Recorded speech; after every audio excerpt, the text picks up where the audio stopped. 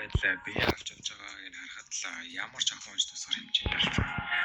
Тийм болохоор л дүүн хөөрхөн бас ахыгаа явуулнаа. Жинүг багштай нь уулзахад багшийг нь хэлж байгаагаар л гол зүйл нь Жина хэрвээ ангууч болохыг хүсвэл Жинү болох ахын хуваар зөвшөөрөх үг гэхэд мэдээж Жинү үгүй гинэ. Яагаад гэвэл өөрийнхөө тэгж их аимшигтай байдал өгөх гэж байгаа мэт зовлон болон айцыг дүүдээ мэдрүүлмээргүй байсан болохоор. Гэхдээ багшаа хэлж байгаагаар л Жина биш. Харин энэ сургуульд байдаг өөр нэг охин. Тэр охин нь сургуультай ч явахыг хүсдэг. Тэгээд ч болоогүй бүр ангууч болохыг л хүсдэг охин байдаг. Ямар их ачаалал айдас хүч шаардахыг мэдгүй болохоор Жинү ий зэргийн охиныг дагуулan яаж ч л бодит байдалтай танилцуулаа бодол нь өөрчлөгдөн байх гээд өөр нэг шинэ өдрөө дагуулж явчихна. Энэ үед харин сайхан Америкаас ирж байгаа Фан Бонсон гэх эс зэрэглэлийн ангууч Солонгос гатардаж байна. Ирсэн шалтгаан тодорхойг байгаач Солонгост байх EDB гэх ангуучдыг алж эсвэл цамхаг дотор орж хүснээр дөрөх хэмжлэн дураараа ажиллахыг хүснэ. Эдгээр эс зэрэглэх болохоор жоохон ийм байд юм уу яатай. Жоохон өнгөрөө зантай. Жинү харин И зэрэглэлийн охиныг дагуулад сайхан хотоо шинээр нэгдсэн С зэргийн өдрөө дагуулж орохоор байна. Энэ өдрөө орох багийг нь ахаж явж байгаа залуу бол Э зэргийн Ким Чол. Харж байгаачлан танк бөгөөд жоохон тавтаргүй айш мутаныг дагаж орж байгаа болсон ч гэсэн ерөөхдөө болоо BC зэрэглэлийн 8 түүн явж байгаа бөгөөд манай хоёр дээлээд 10 хүн. Жинүүгийн таамаглалаар л ууг нь Сонгийг бодит байдалтай харгислыг харчвал болон өөрчлөлт байх гэсэн арай л хүсдээр болчих юм шиг байлаа. Үгүй ер нь бол уусаа хийх хүчтэй байгаа болохоор л бас бахалтай амархан ялчихна гэдэг. Манай хэдийг үүд рүү ороод удааг байтал Жинүүд сонир мэдрэмж гэнэт үдрэгдэж орсон даруйд нь үүд дэвдэрч улаан үүд болж хөвөрнө. Үүд дэвдэрсэн даруйдаа манай Жинүүд хэдийг шууд л өөр газар тавиад ирнэ. Улаан үүд гэдэг нь энгийн үүдийг бодвол орхол юм бол гадаад ертөнцөөс тусгаарлагдаж зөвхөн босс юм уу үүд дэвдэрх үед л гарах зам байгаа гэсэн юм байна. Гэхдээ энд нь энгийн үүдийн хэмжилтийг бодвол хамаагүй хүчтэй мангасууд гарч идэг. Гэхдээ хилээд дуусаагүй байтал шууд л дайрлаж өртөнө. Энд дэх мангасууд нь бүр хит ухаалаг бөгөөд бүр мангар хүчтэй. Манай хэдийг ахалж авж байгаа Ким Чол байдлыг хартаа авч амиа боодон багийг хоёр хувааж өөртөө зөвхөн гайгүй гэх бие зэргүүдийг үлдээж Жинү тарин С зэргийн хогуудыг үлдээ. Эндхийн нэг өдөр дэлхийн нэг цагтай л тэнцв. Багдаа боссыг нь алах хүртлээр хэдэн сарч болж магадгүй болохоор Жинүг хогуудыг авч үлдэхээр болно. Гэхдээ Ким Чолын багтайхаа нэг бие зэргийн хөөр хийгч манай Жинүгийн хүчийг сайхан л хальт нэг хараад өнгөрсөн ч гэсэн таамаглалаараа Жинүгийн баг руу орохоор болно. Ким Чолын баг хэсэгхэн явж байгаад шууд мөсний багын зүрхтэд тулна. Мэдээж эдгээр нь дор хаяж бие зэрэгэл дээш байгаа. Харин нөгөө талд Жинүгийн ахалж явж байгаа баг нь дулаан хувцастай. Тэгснэ мөсний багнаас яхаа хэцүү тайван байж байна. Учир нь Жинү бүгдийг нь зохицуулсан. Үүдний нөгөө талд харин ангуучтай холбооны төв болон Фан Донсон ангууч хүртэл ирсэн байна. Хэдий эс зэрэглэлийн ангууч байсан ч улаан үүд рүү орж чадахгүй аюулгүй асуудалтай. Үүдэн дотор Жинүгийн баг харин тухтай гихч хоол идэж өөрсдөө гэсэн камп хүртэл барьсан байна. Жинү их хүмүүсний баг байх болгоцсон болохоор л ер нь манай жаргал байгаа юм байна лээ. Гэхдээ өшөө дахиад байгаа бөгөөд босс нь арай ялаагүй. Тийм болохоор манай хүн дахиад ангуучлахар болно. Гэхдээ энэ удаа босстой зөв ангуучлах гэдэг. Мэдээж мангасуудын босс болохоор тийм ч амархан ялагдахгүй. Жинүгийн сүүдрийн армиг чихийгээр устгах чинь. Маанаач үлдэг болохоор ганц л арга үлдсэн. Тэр нь Игрис. Гэхдээ Игрис боссыг бүр маш амархан ялчихна. Толгойг нь бүр өөрийн хаан болох Жинү давид ирнэ. Үгүй яалччгүй аимшигтай нэг юм шүү. Манай Игрис. Ким Чолын ахаж явж байсан баг нөгөө талдаа мөсний эльфүүдэд таарсан. Бүр үүч харчихсан байна. Тэгвэл зүгээр миний зүгээс хэлвэл соло левелд нэг алдартай инээд байдаг та нар мэдхүү. Бурхны хөшөө. Тэгвэл дахиад нэг гайхалтай инээд байдаг нь Season 2 дээр гарч байгаа. Энэ эльф. Дэндүү өндөр аврат инээж байсан та нар хартаа. За энэ яах вэ? Үүдний гадна талдаа ирсэн Фан Дон гэх ангууч хэд дураараа болохоор ангуучдын бүлгүүдээс өргөлдөж бүр тулаан болохоор болно. Эс зэргийн хоорондоо тулдвал юу бол гэж бодож та нар. Хот магадгүй энэ улсын сүрч магадгүй. Гэтэ энэ хоёрын хооронд тулаан болоогүй л дээ. Дотор байсан өөрийн багаа алдсан Ким Чол манай хэдийг хараад бүр уур нь үрж өөрийн ахаж явж байсан багийнхаа бүхлийг хүртэл эднэрлэж ихнэ. Тэгээд ч бүр болоогүй Кимчол мөсний эльфүүдийг манай хэд дээр өөрөө ч мэдлгүй дагуулад ирсэн байна. Тэрийг анзаарсан Жинүү ярилцаж үзэхэд мөсний эльфийн хэлж байгаа ганц үг нь маш сонир санагдана. Тэр хэлсэн үг нь бол どうして人間でもないのに人間の中に混ざっているんだ гэж хэлэхэд Жинүү гайхан би өөрөө ч гайхсан та. Гэхдээ хэлж байгаагаас нь үзүүлээ эльфүүдийн чихэд хүмүүсийг аль гэж сонсогддог ч манай хүн харахаараа юу ч сонсогддог. Угаасаа ярилцаад очроо олохгүй болохоор үзэлцгэр болно. Уг нь ч босс нь манай Жинүүгээс ч хүчтэй байна. Бараг Игрэстэй хамт уулзсан ч ясах хэсэг нь эргэлзээтэй. Тийм болохоор цаг хожиж байгаад Кимчолыг алж өөрийн сүдрийн аримныг болгон тэгэж болоогүй нэлээд хүчтэй сүдэр байна. Гэхдээ тэглээгээд барахгүй болохоор 3 эсрэг буюу Жинүүг өөрийн 2 сүдэртэй хамт галзуу тулаан хийнэ.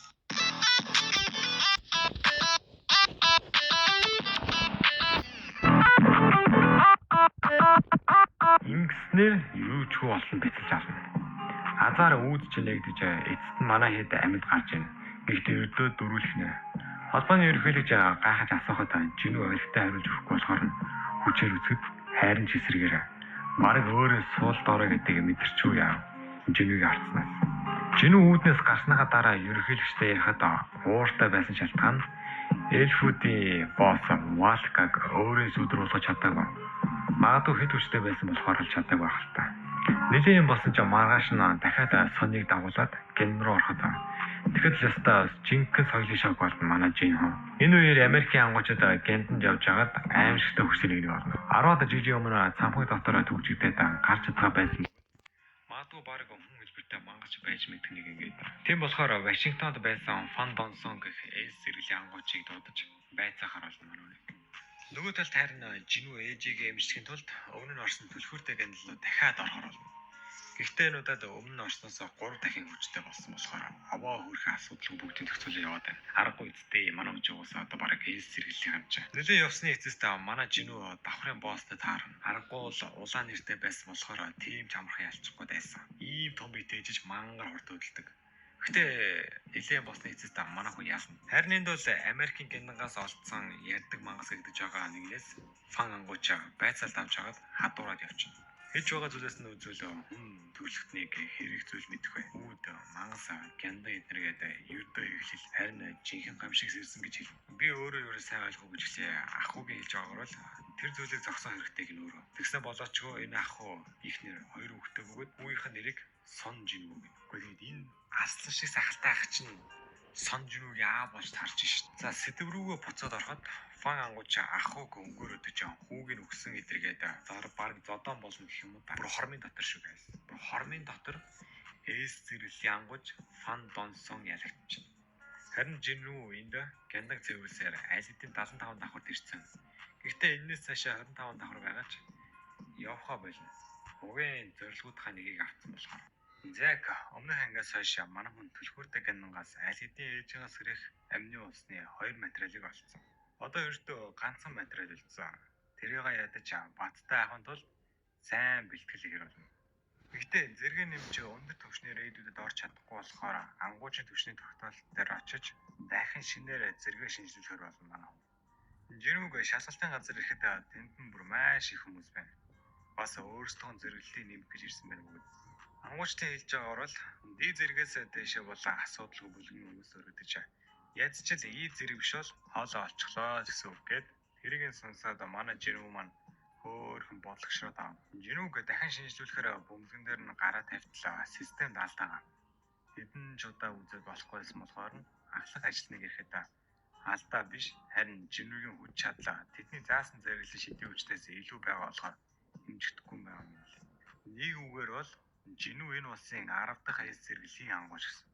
Харин энэ үеэр гадаа ярилцаж байсан Кимчол болон Чойжон хоёрын хэлж байгаагаар удахгүй болох Чижүү орлоороо дахин эхэлж байгаа. Асуудал гарах магадлалтай тул мэдээлэл хоорондоо солилцож байгаа юм лээ. Харин тадныг яг эд дундаа мэдээлэл солилцож байхад хажуухан талд нь Жинүүг улсын 10 дахь эс зэрэглэл болсон гэдэг шуугаа нэгдэж. Иймэрхүү зүйлс ер нь ховор болохоор Чойжон яриа өдгөр очсон ч Жинүү шууд ланж. Мэй хүн бол бүтэн улсын 3 том бүлгийн ээнийхэн тэргүүнийг анжидаг ёо. Оройн харин мен Жинүүтэй уулзах гадаа го ганхийн гих ангуучтай бүлгийн ерхийлж ярилцахаар ирсэн байна. Ерөнхийдөө ангуучны бүлгийн ерөнхийлөгч нь хэлж байгаагаар л Жинуг өөрсдөө бүлгэнд оруулж нэгтгэх шалтгаан нь ердөө л энэ улсын тулгуур нь бол засгийн газар биш. Харин ангуучдын бүлэг. Жинүү шиг өндөр зэрэглэлийн ангууч маш их хэрэгтэй байгаа тул мань хүнээс яхаар хуулбуугаад байна. Гэхдээ Жинүүд тэгж яваад байгаа байхгүй болохоор шууд л хатгалцчихна. Харин нүүр өмнөх тулаанаас арай гэж амьд үлдсэн Донсоо бүр эмнэлэг дэмжлэгэнд байна. Донсогийн хэлж байгаагаар бол Жинүүгийн аав хүн биш. Харин ч эсрэгээрээ аимшигтай мангас.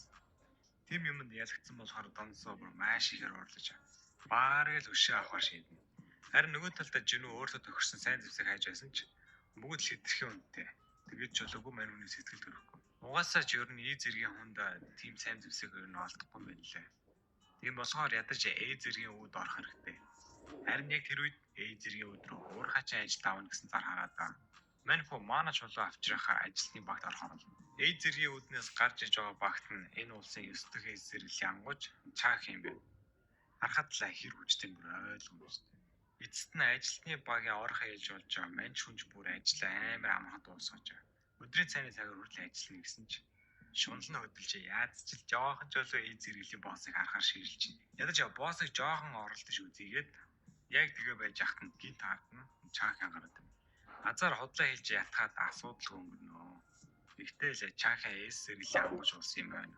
Жоохон сэжиг авчин. За сэжиг авчин гэжтэй үнэр авчин гişээ. Юу гэсэн үг вэ гэхээр Чаа ангууч хамар нингийн хүнээс жоохон онцгойлохоор ангуучны үнэр нь ерөн дөрөв. Гэхдээ манай хүнээс ангууч тийм үнэр ерөөсө гарахгүй. Тийм болохоор нь л сэжиг авсан юм шиг байсан. Ажлын цагш дуусаж тэмхийн ахлагч нь манай хүнийг хитрхий сайн ажиллаад байсан болохоор маргааш нь ч гэсэн өрөөдрөөч гэхэд нь Жинүүч ашигтай байсан болохоор зөвшөөрч таа. Маргааш нь ирэхэд тентхийн өөр өвд рүү орох гэж байгаа багт нь нэг хүн буцчаад ажилчдын багаас ачаа зөөхөн гуйхад мань Жинүү шууд л зөвшөөрч хамт явахаар болно. Дүнгийн өвд рүү манай хэдэг орж хахад Жинүүд яг улаан өвдний үеэр мэдрэгдэж байсан муу совь мэдрэгдэнэ. Угаасаа грээд эй зэргийн өвдөнд сэг зэргийн мангасууд манай хэдлүүд дайраад эхэлнэ. Ингийн үед бол сэг зэргийн мангасууд нь дорхноо л усах хэрэгтэй ш. Тэгээгүй байгаа сонирхолтой. Шил дуусаагаад л урдлаас нь хэдэн 100 хай оркийн арим гэрэл дайраад эхэлнэ. Тэдний нэг бүршил нь бүр аимшигтай хүчтэй. Бараг эй зэрэг эсвэл эс зэрэгч байж мэдхээр ийм өндөр түвшний оркууд маш олоолаа. Тэгэж болоогүй энэ баг нь 2 дугаар зэрэглэлийн баг болохоор нэг ч эс зэрэглэлийн гишүүнгөө бараг л бүгд хаалгадах шахар. Гэхдээ иймэрхүү нөхцөл байдлыг зүгээр хараа суугаад чадахгүй болохоор Жинүү бүгдэнд нь жоохон жолоод болсон. Гэтэ хинч ч мэддэхгүйгээр азарч энэ баг нь Жинүүгийн тусламжтайгаар арай ч үгэж хай оркуудыг ялгаа. Ийм хүнд байдалтай тулгарсан юм чинь цааш өргөжлөж явах нь амиа орол зэрэг болохоор буцаар болно. Яг тэднийг буцаар олоход үүдэнд хэн нэг нь хориг тавьсан байна. Хоригийг тайлах гэж оролцсон ч баарг л худлаа. Дэндүү өндөр төвшний хориг. Яг тэднийг хоригийг тайлах гэж байхад нь араас нь дахин хай оркийн арим өмнөхөөсөө илүү ихээр ирсэн байна. Зүгээр ширэггүй хүмүүстэй уулзахаар ирсэн байна. Ямар ч аргагүй болохоор манай хэд хай оркуудын ахлагчтай уулзахаар явах болно. Харин яг энэ үеэр үүдний гата Чаа ангууч Жинүүг хайхаар ирсэн байна. Уусаа байдалж биш байгааг мэдсэн болохоор араас нь авахар болсон Чаа ангууч. Үүдэн дотор байх 2 дугаар салаа хай оркууд дээр ирэхэд ёстой л бүлд сүргээр мангар их шидэгж мэдрэлсэн. Тэгэж болоогүй. Ахлагчийн хажуугаар зогсож байгаа 4 орк нь үл бусдын шаал өөр. Хай оркуудын ахлагчийн хэлж байгаагаар бол хүмүүсийг өөрийн зугаа олохоор ин авчирсан байлээ. Бүгдийг нэг нэгээр нь алж хамлж идэнгээд ястай чигээс бөөл сүрмээр. Ийм нөхцөл байдалтай ийм аимшигтай шидний хүчний эсрэг хайлч гişүүн бүр хөдөлж зөрөхлөхгүй. Ийм удаан харгаж чадахгүй болохоор Жинүү шууд салааны ахмадаас нь энэ хаантарсан үд танаа салаа одоо аюултай. Ганц л юм болсон. Энд байгаа бүх мангасуудыг авч болох. Тэгэхэд гээд Жинүү асуугаад явж байгаа болохоор зөвшөөрнө. Тийм болохоор одооноос Жинүүгийн арим эсрэг хай оркийн арим үзэх. Үүний галаа Жинүү хэн өгөхний ирж нэмждэг үзэхэд баг байсан болохоор шууд л өдрөө орч. Харин нөгөө талдаа Жинүүгийн арим хай оркуудын эсрэг настаа сайж болгож байна. Уусаа хай оркуудын баг ихэнх нь устж байгаа Жинүүгийн сүдтэй арим болсон. Хай оркуудын ахлагчаа хүчрхгүйгээ мэдсэн болохоор өөрийнхөө бусад оркуудаас арай өөр төвшин 3 оркийг авч. Гэхдээ тэд нар нь Жинүүтэй юм болох болохоор Игрээс аяа дуудсан. Угаасаа Жинүүгийн торон зэргүүд нь гал зуржтэй л дээ. Игрээс аяа өдрөөс. Юутэй ч тийм болохоор орк армийн ахлагчийн өөрийн биеэр жинүүдэд хас үзсэн.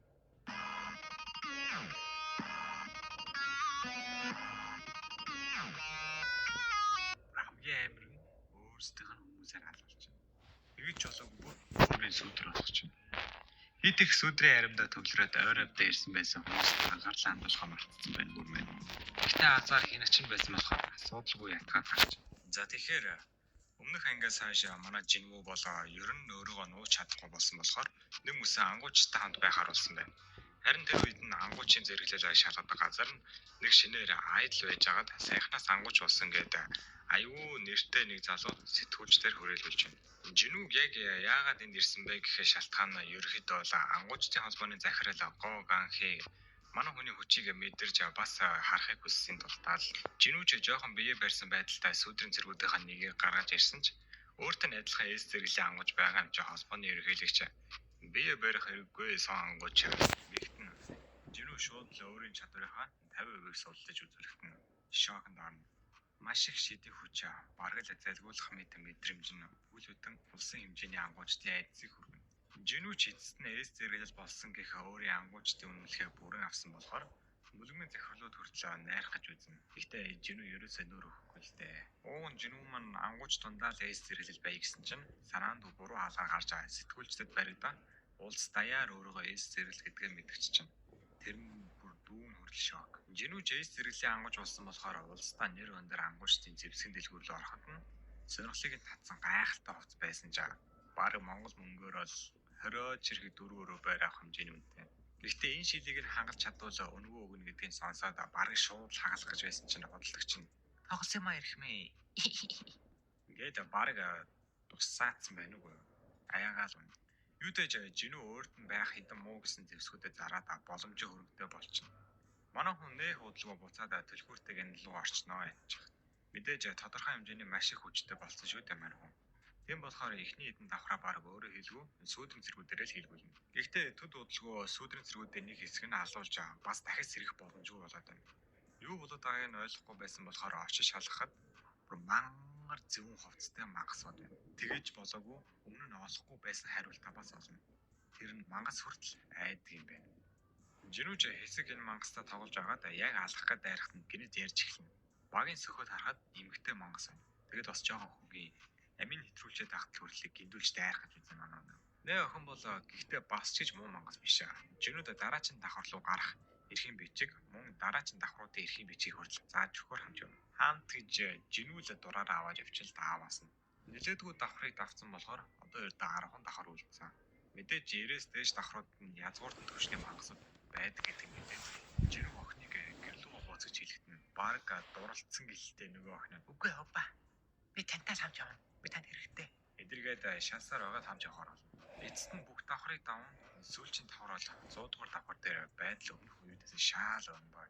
Энэ давхард нь чөтгөрүүдийн хаана захирагч болох баараа асар их аавар алах хүсэл болон шидний хүч нь жинүүгээс хэд дахин илүү. Тэгэд бас жинүүтэй яг адилхан зэрэг үдтэй нэг охин.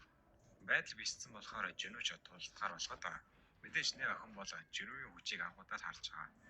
Тийм болохоор нэлээд биширцэн. Бас нөгөө талаараа бас жоохон эргэлзсэн. Учир нь энэ охин ч мангас шүү дээ гэсэн. Хэрвээ жинүүгийн талд орвол муугар бодоход жинүү ялгадвал бааранд алхална.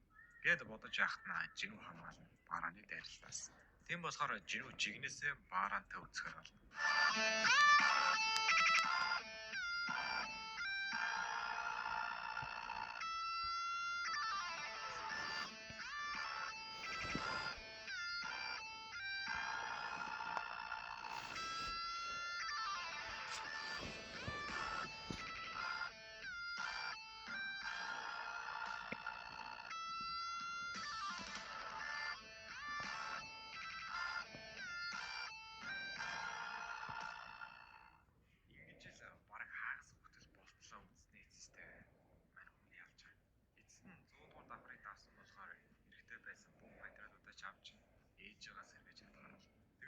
Баараны унаж байсан луу бүр өөрийн сүудэр болгочихноо. Энэ луу бүрэн солиотой гэж аим баярдаг. Бас ч гэж болоогүй дахиад шинээр чадвар сурдаг нь сүудэртэйгээ байраа солих чадвар. Манай хүнд бол нэлээдгүй хэрэгтэй чадвар. Энэ үеэр харин чийж Чежу арал дээрх рейдийг эхлүүлэх гээд улсын ангуучд болон холбооныхон бүгд эжилж байна. Тэгээд бас Жинуг багтаа авах гээд зөндөө л хоёр талдаа үзэж тарж байгаа шиг шийдсэн. Тэгээд харагдаж байгаа залуу бол эсрэг харж байгаа. Арай байсан биеийг босох хэмжээний чадвартай гэсэн үг л дэгээс.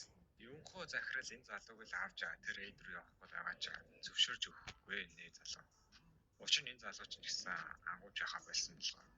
Ягаад ангууч байгаа болсон бэ гэхээр мань залуугийн шалтгаан нь өдөө л цус үзэж чадахгүй байгаа гэсэн. Нөгөө талд Жину ус ихэнд байгаа ээж дээр ирсэн. Нөгөө гингаас авсан амны усаа уулгах дээр яг эргэлзэж байсан ч энэ нүртэл ирсэн болохоор тэр усандаа итгэхэр шийд. Эцэст нь ч мань Жинугийн ээж 4 жил сэхэнд байсны эцэст мань хүний чадвараар олж авсан амны усны ачинд ээж нь комносоос яв. Гэхдээ та нар үдийн үрд тулаантай хэсгийг үзэж ирсэн чинь ийм юм харахаар нүд аргаад ойлгох гэдэг юм. Олыг мэрэж явах дөрөж уурцгаа гайс. Эцэст нь ээжээс ирсэн болохоор манай хэд боо баяр. Яаж ч үл хичээж ирсэн эцэстээ үд өнгөө өгсөн. Тийм болохоор мань залууч баг хийгдэх юм гэх юм даа.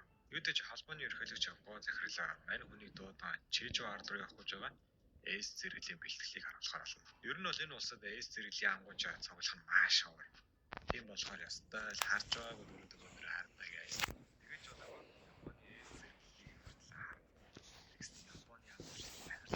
Жину гарчаад чадварлаг алгарч юм байна. Үгүй эрхмээ. Тэр шидийн тарилах. Тийм байж юу.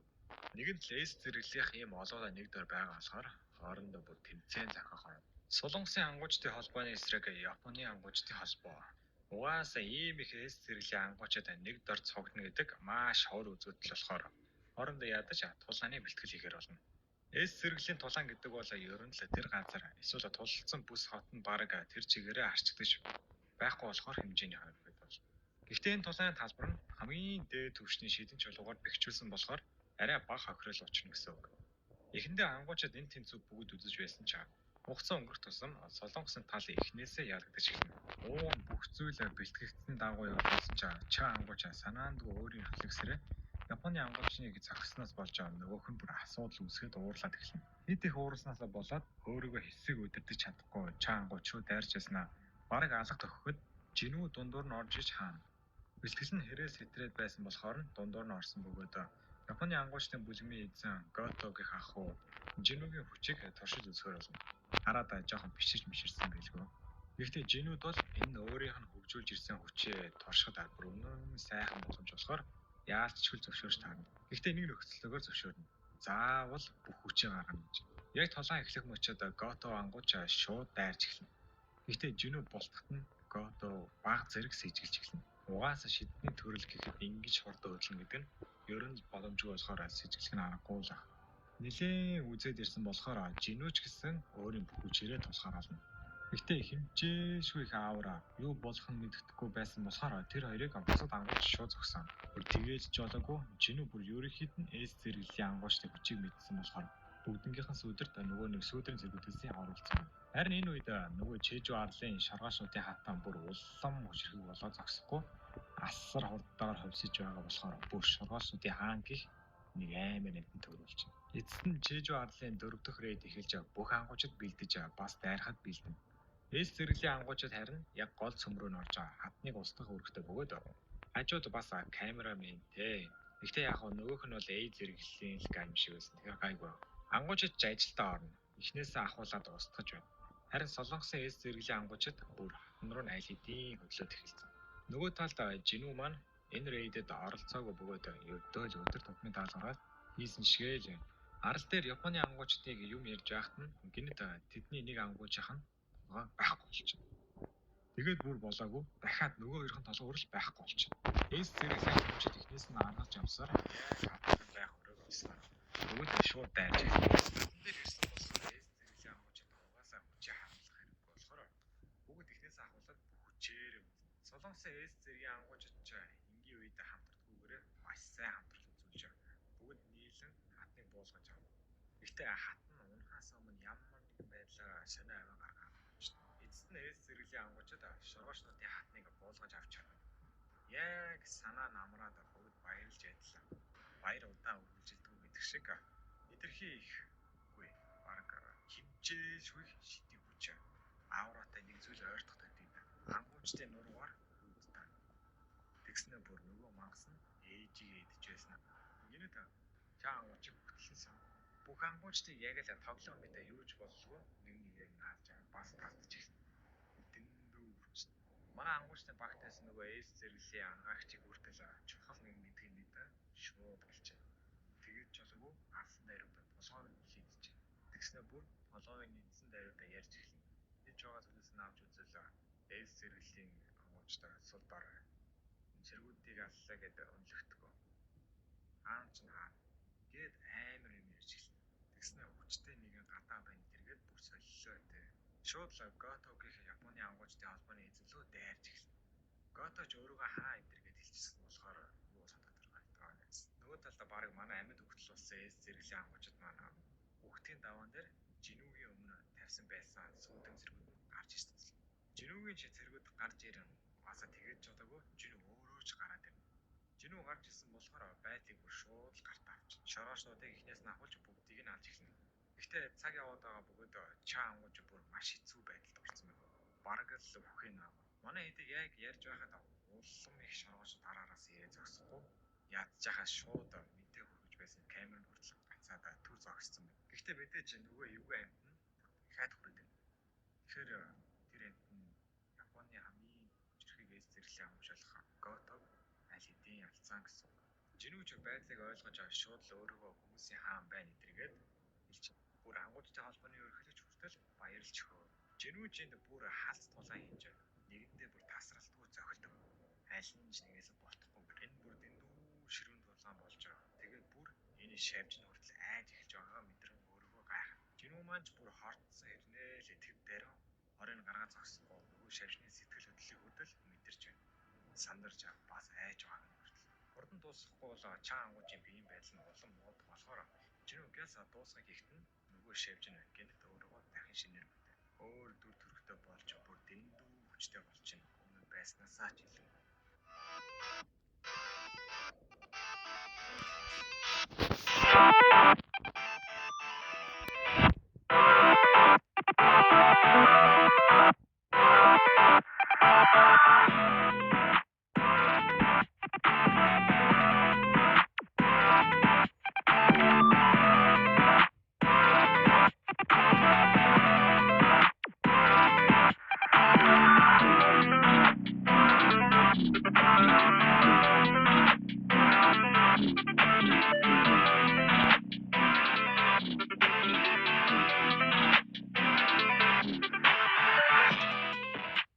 Жинүүч тулдах тусам улам хөвчрхэг болоод байсанд нь айж бүр зугтахт нь хойноос нь хөөж ирснэ юу ч болтол нь алж хай. Бас тэр хавьд нь байха бүх шоргоочнуудыг хүртэл.